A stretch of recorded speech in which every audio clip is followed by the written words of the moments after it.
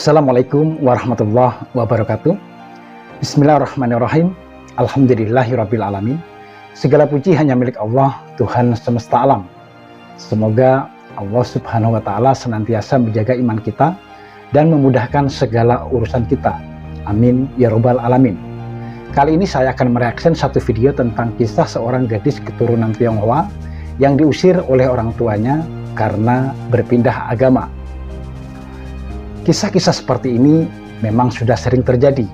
Ada banyak cerita yang bisa kita simak di beberapa media tentang fenomena semakin banyaknya orang-orang non-muslim yang memutuskan untuk menjadi mu'alaf.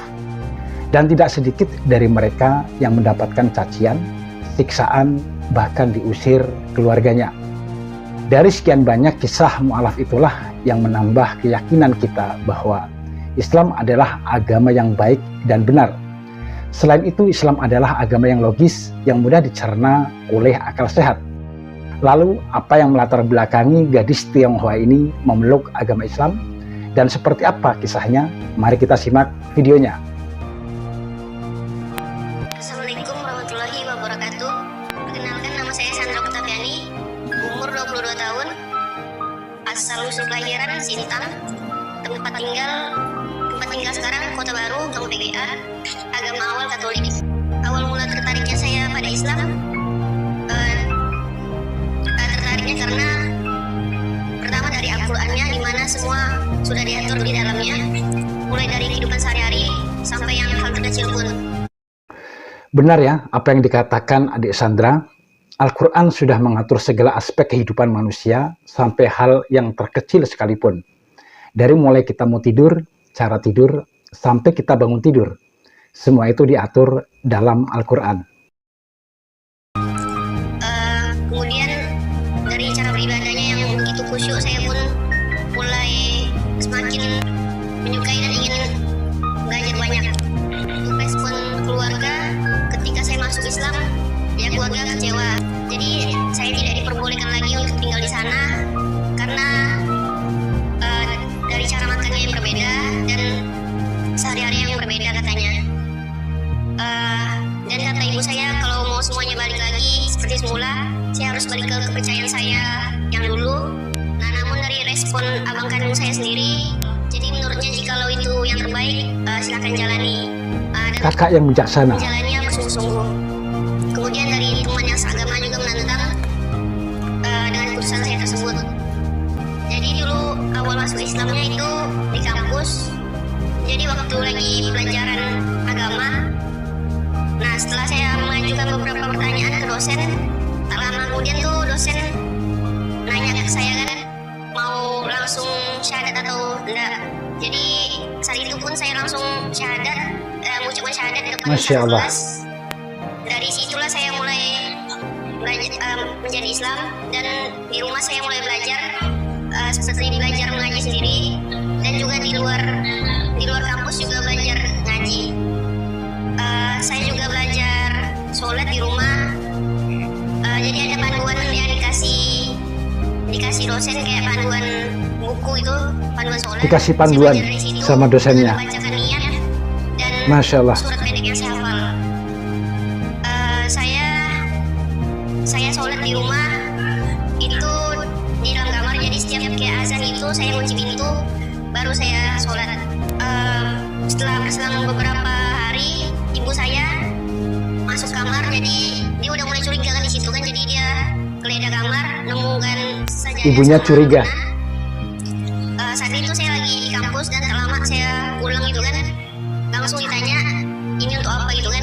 Saya bilang saya cuma belajar. Langsung sajadah sama mukenanya dibuang. Nah, dari situ saya kayak fasilitas dari motor dan yang lainnya dari orang tua udah tidak diberikan lagi. Saya berniat untuk keluar dari rumah. Kata ibu saya, dia tidak mau tinggal dengan orang yang beda agamanya.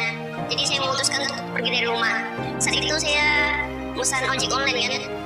Jadi sebelum saya pergi itu kena maki-maki saya. Jadi saya langsung saja memberanikan diri untuk segera pergi. Jadi saya memutuskan untuk tinggal di rusun selama beberapa bulan. Nah, di situ kegiatan saya sambil bekerja paruh waktu di cafe resto. Jadi pulangnya agak larut malam. Jadi saya kurang bisa mengikuti aturan yang ada di rusun. Jadi saya memutuskan untuk keluar dari rusun. Masya Allah, kasihan ya. Nah, setelah tinggal di tempat kerja beberapa bulan, saya sempat menghubungi abang saya, yaitu abang kandung saya yang pertama. Jadi saya meminta izin untuk tinggal di rumahnya yang berada di Pontianak. Jadi saya diizinkan untuk tinggal di sana tanpa syarat apapun. Tanpa syarat apapun.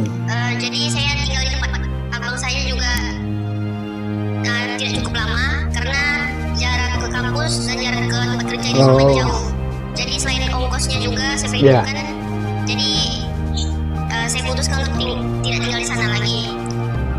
Pun saya pulangnya larut malam, jadi jarak yang jauh membuat saya untuk tidak tinggal di sana lagi. Setelah itu tak berapa lama teman saya menawarkan saya untuk tinggal bersama dan saya pun tinggal di sana. Alhamdulillah ada teman yang Dan mau saya menolong. putuskan tinggal bersama teman saya dan bersama keluarganya. Saya tinggal di Kota Baru di Jong PGA. Jadi setelah saya memisahkan diri dari keluarga, saya bertahan hidup dengan kerja paruh waktu, kerja di kafe dan kafe resto. Jadi paginya saya kuliah, sorenya saya kerja sampai malam agak larut malam baru saya pulang. Biasanya pagi saya kuliah, karena saya belum punya motor, jadi saya kadang dijemput sama teman, kadang pun dipinjamkan Alhamdulillah. sama teman. Jadi saya setelah pulang kuliah saya kerja di cafe dan resto selama beberapa bulan,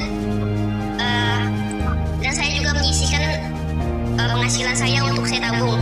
Nah, dari tabungan ini saya menyisihkan lumayan untuk saya resign. Oh, resign. Saat saya resign saya ingin buka usaha. Nah, jadi saya memutuskan untuk buka usaha sendiri, yaitu usaha burger. Jadi mulai dari saya cari lapak sendiri, dan membuat menu juga sendiri. Masya Allah. Begitu kuat adik Sandra menjaga akidahnya. Dia rela hidup susah demi iman dan Islamnya. Luar biasa. Nah, semua itu saya lakukan sendiri. Nah, saya mencoba mendirikan stand saya di Moro-Moro. Nah, itu hanya bertahan sampai 1 bulan. Karena saya rasa penghasilannya kurang mencukupi. Karena juga pengeluarannya begitu besar. Jadi semua itu tidak cukup untuk menutupi pengeluaran yang ada. Jadi saya memutuskan untuk beralih ke online. Jadi jual burgernya online. Selain menjual burger online, saya juga ada sampingan. Jadi saya mencoba untuk ojek online. Jadi di sela-sela ada ruang kosong, saya menyempatkan beberapa jam untuk Masya ojek Allah. online. Nah, dari situ juga saya mengumpulkan uang untuk bisa menyewa lapak kembali, agar bisa lebih ramai lagi pelanggan burgernya. Saya membayangkan bagaimana kondisi fisik dan psikologis adik Sandra pada waktu itu. Dalam kondisi seperti itu sangatlah tidak mudah. Itulah kekuatan dari hidayah Allah. Selalu ada jalan dalam setiap kesulitan. Jadi tidak hanya di online saja, tapi juga ada tokonya. Dan alhamdulillahnya untuk biaya kuliah saya mendapatkan bidik misi. Alhamdulillah. Dapat beasiswa ya. Islam, ngerasa ibadahnya lebih khusyuk, jadi orang yang lebih Alhamdulillah. jauh menjadi orang yang lebih sabar, dan jadi tahu mana sesuatu yang banyak Masya Allah. ketimbang mudaratnya. Yang saya sukai dari agama Islam adalah terutama Al-Qur'annya. Yang saya tahu di mana Al-Qur'an itu sudah lama ada, namun sampai saat ini tidak ada sedikit pun isi dalamnya yang berubah. Selain itu, bisa menjalani semua itu dengan keluarga yang baru. Jadi harapan saya untuk saat ini dan harapannya dalam proses saya menjadi seorang muslimah, semoga bisa menjadi seorang muslim yang bertakwa, Amin. bisa juga menghafal Quran. Amin ya Allah. Bagaimanapun kedepannya tetap dalam agama Islam. Amin. Tetap mengikuti perintah dan menjauhi larangannya. Amin. Serta dapat bermanfaat bagi orang lain. Amin ya Rabbal Alamin. Ada juga pesan-pesan untuk kawan-kawan yang ingin masuk Islam dan mengenal Islam. Jadi menurut saya jika memang sudah ada niatnya, sertakan pula dengan tindakannya. Karena jikalau hanya niat saja dan menunggu kelak, mungkin kita akan menyesal karena kan umur tidak ada yang tahu. Ya, benar. Besok segera laksanakan niat baik itu. Apapun konsekuensinya tetap hadapi. Jadi mau kehilangan harta, keluarga atau yang lain itu pasti nanti kedepannya digantikan dengan yang lebih baik. Selain itu pesannya harus yakin kita memilih agama itu karena Allah, jangan sampai karena manusia. Luar biasa ya. Saya mencatat beberapa kalimat dari adik Sandra bahwa semenjak memeluk Islam, dia jadi lebih khusyuk dalam beribadah. Jadi tahu bagaimana dia harus bersyukur, jauh lebih sabar, dan jadi tahu mana sesuatu yang banyak manfaatnya dan mana sesuatu yang banyak mudaratnya. Ini sangat luar biasa. Kalimat adik Sandra ini seakan menampar kita. Kita ini Islam sejak lahir, tapi seringkali kita kufur. Perjuangan adik Sandra ini telah membuka mata hati kita bahwa saat kita sudah menentukan satu pilihan, maka kita harus siap menanggung konsekuensinya. Meskipun harus melalui jalan yang berliku, adik Sandra berusaha untuk tetap tegar, memegang keyakinannya, dan berpasrah dengan doa dan usahanya. Kita doakan semoga Allah memberikan kekuatan kepada adik Sandra untuk menjalani perjalanan hidupnya. Dan semoga dari video ini kita bisa mengambil pelajaran untuk kita lebih pandai bersyukur. Ingat, Allah akan memenuhi kebutuhan kita, tapi Allah tidak selalu menuruti keinginan kita. Dan sebagai penutup, saya ingin menyampaikan, jalani hidupmu dengan usaha serta doa, dan syukuri kehidupanmu tanpa harus menanggung malu. Karena sesungguhnya malumu akan membunuhmu. Adi Santoso. Terima kasih sudah menyimak. Sampai jumpa di Adi Santoso video reaction selanjutnya.